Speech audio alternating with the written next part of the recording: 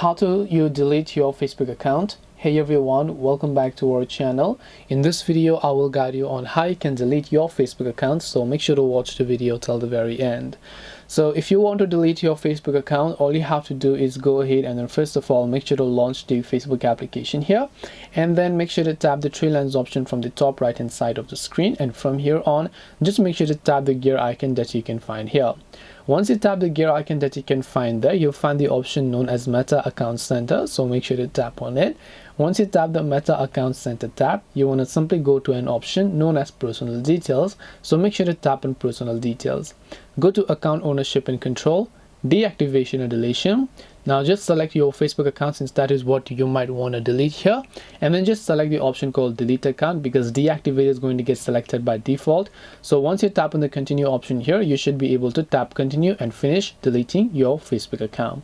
This way you can delete your Facebook account. Hope this video is very helpful. If you have got any more questions, feel free to also leave them down below. Thank you for watching till the end of this tutorial, and see you soon in the next video.